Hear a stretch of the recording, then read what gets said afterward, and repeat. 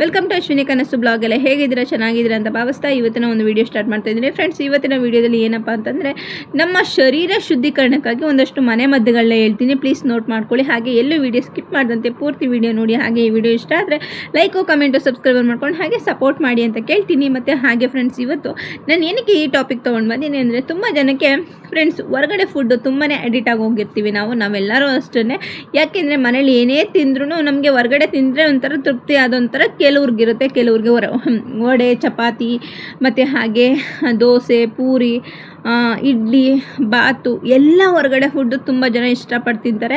ಅದು ಒಬ್ಬೊಬ್ಬರಿಗೆ ಜೀರ್ಣ ಆಗುತ್ತೆ, ಜೀರ್ಣ ಆಗಲ್ಲ, ಒಬ್ಬೊಬ್ರಿಗೆ ಹೊಟ್ಟೆ ಒಬ್ಬರು ಇರುತ್ತೆ. ಯಾಕಂದರೆ ಜಾಸ್ತಿ ಸೋಡಾ ಮತ್ತು ಕೆಮಿಕಲ್ ಎಲ್ಲ ಯೂಸ್ ಮಾಡಿ ಮಾಡಿರುವಂಥದ್ದು ಹೊರಗಡೆ ಫುಡ್ಗಳು. ನಾವು ಅದು ಎಷ್ಟೇ ತಿಂದರೂ ಹೊಟ್ಟೆ ತುಂಬ್ತಾನೆ ಇರಲ್ಲ, ಇನ್ನಷ್ಟು ತಿನ್ನಬೇಕು ಅಂತ ಅನ್ನಿಸ್ತಾನೆ ಇರುತ್ತೆ. ಹಾಗಾಗಿ ಫ್ರೆಂಡ್ಸ್ ಏನಂದರೆ ಇದನ್ನೆಲ್ಲ ತಿಂದುಬಿಡ್ತೀವಿ. ಒಬ್ಬೊಬ್ಬರಿಗೆ ಒಂದೊಂದು ಶರೀರಕ್ಕಾಗುತ್ತೆ. ಯಾಕಂದರೆ ಕೆಲವ್ರಿಗೆ ಹೊರಗಡೆ ಫುಡ್ಡು ತಿಂದ ತಕ್ಷಣ ಕೆಲವ್ರಿಗೆ ಆಗಲ್ಲ, ಹೊಟ್ಟೆ ಉಬ್ಬಿಸ್ಕೊಳ್ಳೋದು, ಆಮೇಲೆ ಗ್ಯಾಸ್ಟ್ರಿಕ್ ಸಮಸ್ಯೆ ಸ್ಟಾರ್ಟ್ ಆಗೋದು. ಮತ್ತು ಹಾಗೆ ಇನ್ನೂ ಕೆಲವು ಹೆಣ್ಮಕ್ಳಿಗೆ ಹೊರಗಡೆ ಆಯಿಲ್ ತಿಂತು ಅಂದ ತಕ್ಷಣ ಪಿಂಪಲ್ಸ್ಗಳು ಬರುವಂಥದ್ದು.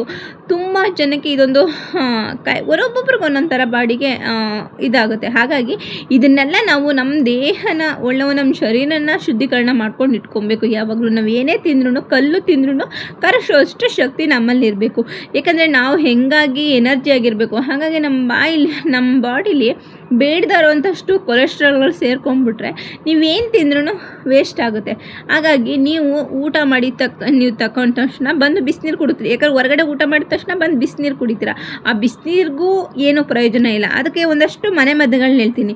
ನೀವು ನೈಟ್ ಊಟ ಆದ ತಕ್ಷಣನಾರು ಅದನ್ನು ಸೇವನೆ ಮಾಡಿ, ಇಲ್ಲ ಬೆಳಿಗ್ಗೆ ಎದ್ದು ಕುಡಿತೀನಿ ಅಂದರೆ ಬೆಳಿಗ್ಗೆನಾರು ಕುಡೀರಿ. ಯಾಕೆ ಅಂದರೆ ಇದನ್ನು ಮುಖ ತೊಳೆಯೋಕ್ಕಿಂತ ಮುಂಚೆನೇ ಬೆಳಿಗ್ಗೆ ಕುಡೀರಿ. ನೈಟು ಊಟ ಆಗಿ ಒಂದು ಹಾಫ್ ಆನ್ ಅವರ್ ಬಿಟ್ಟು ಮಲ್ಗೋಕ್ಕಿಂತ ಮುಂಚೆ ಕುಡೀರಿ. ಕುಡ್ಕೊಂಡು ಬನ್ನಿ, ಖಂಡಿತ ನಿಮ್ಮ ದೇಹದಲ್ಲಿರುವಂಥ ಕೆಟ್ಟ ಕೊಲೆಸ್ಟ್ರಾಲ್ನ ತೆಗೆದಾಕುತ್ತೆ. ಯಾಕಂದರೆ ಒಳಗೆ ಯಾವಾಗಲೂ ನೀಟಾಗಿರಬೇಕು. ಅಂದರೆ ನಮ್ಮ ಶರೀರ ನೀಟಾಗಿದ್ರೇ ನಮ್ಗೆ ಯಾವುದೇ ಕಾಯಿಲೆಗಳು ಬರೋದಿಲ್ಲ.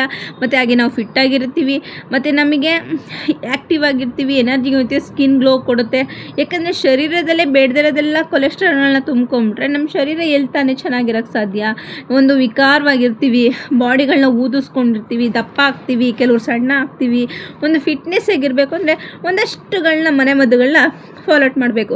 ಫಸ್ಟ್ನೇದು ಯಾವುದು ಅಂತ ಹೇಳ್ತೀನಿ ಫ್ರೆಂಡ್ಸ್, ಸೋಂಪು ಕಾಳು ಮತ್ತು ಶುಂಠಿ.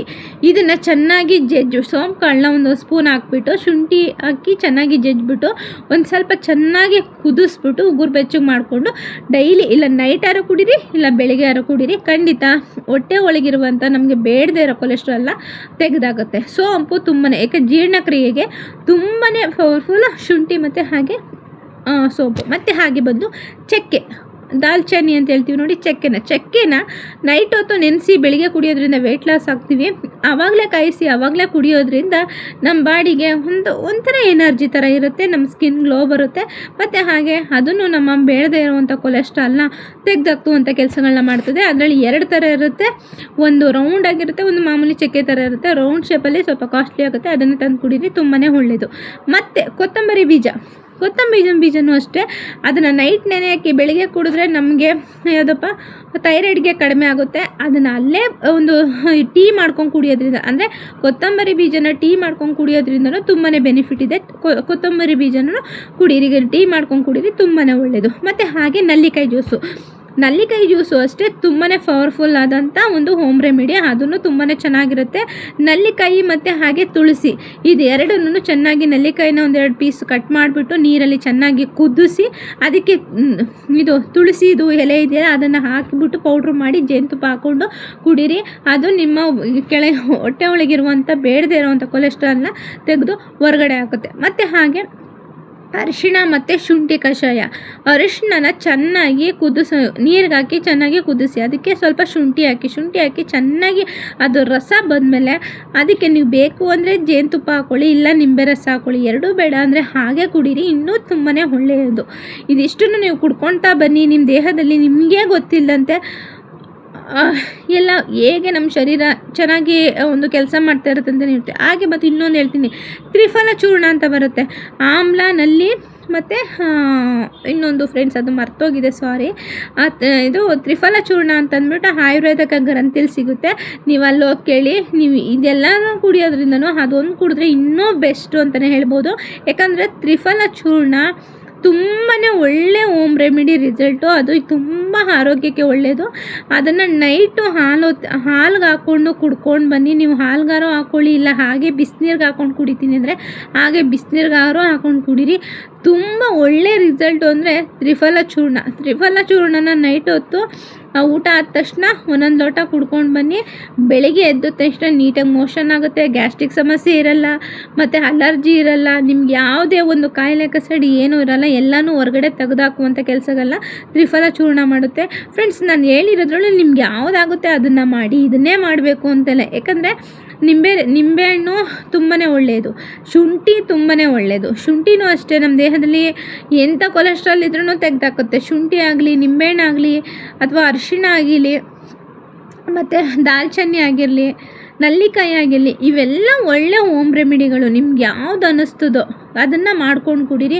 ಆದರೆ ಬೆಳಿಗ್ಗೆ ಟೈಮು ಎದ್ದ ಖಾಲಿ ಹೊಟ್ಟೆಗೆ ಅದನ್ನು ಕುಡಿಯೋದು ತುಂಬಾ ಸೂಕ್ತ. ಮತ್ತು ಹಾಗೆ ನೈಟು ಊಟ ಆದಿ ಒಂದು 1/2 hour ಬಿಟ್ಟು ಕುಡ್ಕೊಂಡು ಬಂತ ಇದ್ದರೆ ಎಲ್ಲ ಒಂದು ನೀಟಾಗಿ ನಮಗೆ ಹೊಟ್ಟೆ ಕ್ಲಿಯರ್ ಆಗುತ್ತೆ. ಹೊಟ್ಟೆ ಕ್ಲಿಯರ್ ಆಗಿರುತ್ತೆ. ಯಾಕಂದರೆ ನಮಗೆ ಬೇಡದ್ರೆ ಕೊಲೆಸ್ಟ್ರಾಲ್ ತುಂಬ್ಕೊಂಡಿದ್ದಾಗ ನಾವು ಏನೇ ತಿಂದ್ರೂ ಹೊಟ್ಟೆ ತುಂಬ್ದಂಗೆ ಅನ್ನಿಸ್ತಾ ಇರುತ್ತೆ. ಒಂದ್ಸಲಿ ಊಟ ಸೇರಲ್ಲ, ಒಂಥರ ಹಿಂಸೆ ಆಗ್ತೈತೆ, ನಿಶಕ್ತಿ ಕೈಕಾಲಲ್ಲಿ ಇದಿರುತ್ತೆ. ಯಾಕಂದರೆ ಹೊಟ್ಟೆ ಒಳಗಿನ ಗಲೀಜೆಲ್ಲ ಈಚೆ ತೆಗೆದುಹಾಕೊಂಡು ಬರ್ತಾ ಇದ್ದಷ್ಟು ನಾವು ಆ್ಯಕ್ಟಿವ್ ಆಗಿರ್ತೀವಿ. ಮತ್ತು ದಪ್ಪ ಇರೋರು ಸಣ್ಣನೂ ಆಗೋಗ್ತಾರೆ. ಇದನ್ನೆಲ್ಲ ಕುಡ್ಕೊಂಬನ್ನಿ, 1 ತಿಂಗಳು ಕುಡ್ಕೊಂಡು ಬನ್ನಿ, ಖಂಡಿತ ಆಗುತ್ತೆ. ಮತ್ತು ಹೊಟ್ಟೆ ಉಬ್ಬರ ಇದ್ದಾಗ ತ್ರಿಫಲ ಚೂರ್ಣ ಕುಡೀರಿ. ನೈಟು ಮಲ್ಗೋಬೇಕಾದ್ರೆ ಊಟ ಆದ ತಕ್ಷಣ ಮಲ್ಗಿದ ತಕ್ಷಣ ಒಂದು ಸಣ್ಣ ಲೋಟಕ್ಕೆ ಹಾಕೊಂಡು ತ್ರಿಫಲ ಚೂರ್ಣ ಕುಡ್ಕೊಂಬಿಡಿ. ಖಂಡಿತ ಬೆಳಗ್ಗೆ ಆಗೋದಕ್ಕೆ ನೀವೇ ಎಷ್ಟು ಆ್ಯಕ್ಟಿವ್ ಆಗಿರ್ತೀರ ಗೊತ್ತಾ. ಯಾಕಂದರೆ ಕೆಲವ್ರಿಗೆ ಒಂದೊಂದು ಊಟ ಅಡ್ಜಸ್ಟ್ ಆಗೋಲ್ಲ ಅಂತ ಇಂಥದ್ದನ್ನೆಲ್ಲ ಅಡಿಟ್ ಮಾಡ್ಕೊಳ್ಳಿ. ಊಟದ ಜೊತೆಗೆ ಮಧ್ಯಾಹ್ನ ಟೈಮ್ ನಿಮ್ಗೆ ಹೆಂಗೆ ಅನುಕೂಲ ಆಗುತ್ತೋ ಅಂದ್ಕೊಂಡ್ರೆ, ಅಂದರೆ ದಿನ ಒಂದು ಟೈಮ್ ನೈಟ್ ಕುಡಿದ್ರೆ ತುಂಬಾ ಸೂಕ್ತ ಅಂತ ಅಂದ್ಕೊತೀನಿ ನಾನು. ಯಾಕಂದರೆ ನಾನು ನೈಟೇ ಇವೆಲ್ಲನೂ ತೊಗೊಳ್ಳೋವಂಥದ್ದು, ಹಂಗಾಗಿ ನಿಮಗೆ ಹೇಳ್ತಾ ಇದ್ದೀನಿ. ಮತ್ತು ಸಾರಿ, ಇನ್ನೊಂದು ಹೇಳೋದು ಮರ್ತ್ಕೊಂಡಿದ್ದೆ, ಅಶ್ವಗಂಧ ಟೀ ಅದು ತುಂಬಾ ಒಳ್ಳೆಯದು ಆರೋಗ್ಯಕ್ಕೆ. ಯಾಕೆ ಅಂತ ಹೇಳ್ತೀನಿ ಹೇಳಿ, ನಮ್ಮ ಆರೋಗ್ಯ ಇವಾಗ ತುಂಬಾ ಹದಗೆಡುತ್ತಲ್ವ. ಎಲ್ಲೆಲ್ಲೋ ನಾವು ಊಟ ಮಾಡಿ ನಮ್ಮ ಆರೋಗ್ಯನ ತುಂಬಾ ಹೊರಗಡೆ ಫುಡ್ಡಿಂದ ನಮ್ಮ ಆರೋಗ್ಯ ಹಾಳು ಮಾಡ್ಕೊಂಡಿದ್ದೀವಿ. ಈ ವಿಡಿಯೋ ಇಷ್ಟ ಆದರೆ ಲೈಕ್ ಮಾಡಿ.